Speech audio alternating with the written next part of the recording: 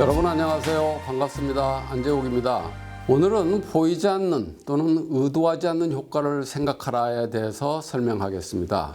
지난번에 경제학은 인간이 의도적인 행동에 관심을 갖는다고 했죠. 그러나 인간 행동의 결과로 의도한 효과만 나타나는 것이 아니라 의도하지 않는 효과도 나타납니다.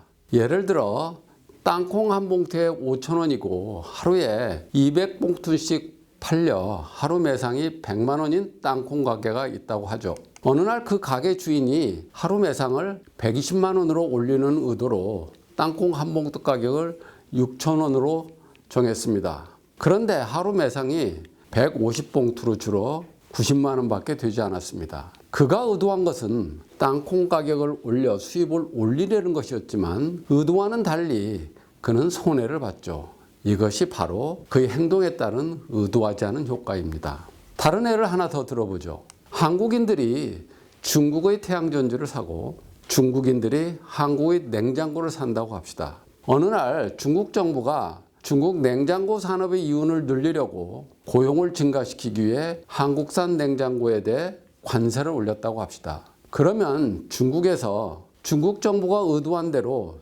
중국산 냉장고가 많이 팔리고 한국산 냉장고가 적게 팔리겠죠. 중국 정부의 의도한 효과가 실현될 것입니다. 그러나 한국산 냉장고에 대한 중국의 관세 인상에 맞서 한국 정부가 중국의 태양전지에 대해 관세를 높인다면 중국의 태양전지 기업은 손해를 보게 될 것입니다. 중국이 한국산 냉장고에 관세를 올릴 때 한국이 중국산 태양전지에 대해 보복관세를 매기는 것은 중국이 의도하지 않았던 것이죠. 의도하지 않는 효과를 잘 보여주는 신뢰가 있습니다. 바로 영국의 인도 식민지 총독부가 실시한 코브라 정책이죠.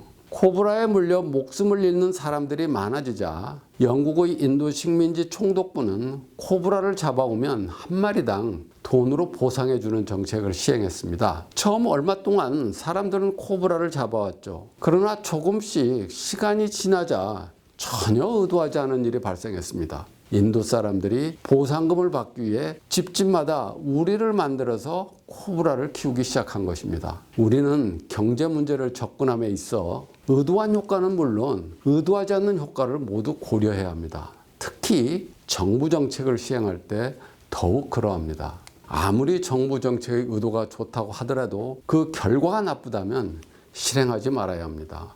최저임금제가 좋은 예죠.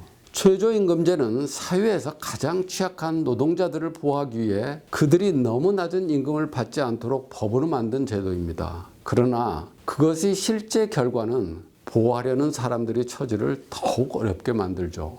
실제로 최근 정부의 최저임금 인상으로 경비, 숙박, 음식점 종사자들이 고용이 감소하는 등 우리 사회에서 가장 취약한 사람들을 어렵게 만든 것을 보았을 것입니다. 좋은 의도로 시행했지만 의도하지 않는 효과로 보호하려고 했던 사람들이 더욱 곤란해지는 사례는 대단히 많습니다. 프랑스 혁명을 주도했던 로베스피에르의 우유값 통제가 대표적이죠. 로베스피에르는 생필물 가격이 올라 시민들이 불만이 높아지자 우유 가격을 올리는 상인은 단두대에 보내겠다고 선언했습니다.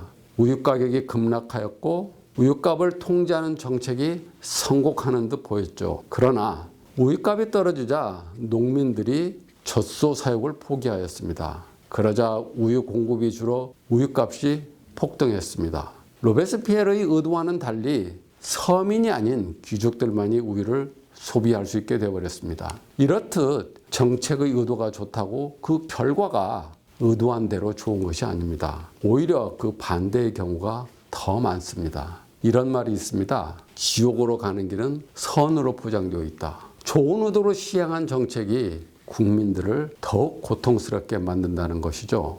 정부가 정책을 시행할 때는 의도하지 않는 효과가 무엇인지까지 고려하여 매우 신중해야 하는 이유죠.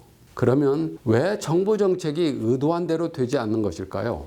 그것은 경제라는 것은 일방통행이 아니기 때문입니다. 경제는 쌍방 간의 상호작용에 의해서 움직이는 것입니다. 다시 말하면 생산자가 있으면 소비자가 있고 판매자가 있으면 구매자가 있죠. 이들이 상호작용으로 경제가 움직이는 것입니다.